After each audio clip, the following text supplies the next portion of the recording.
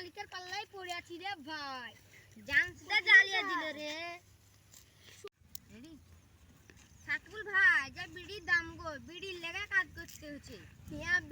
সত্যি বলছি, বলতে পুঙাও ফেলে না যে একটা মারবো নিয়ে খাবো। আমাদের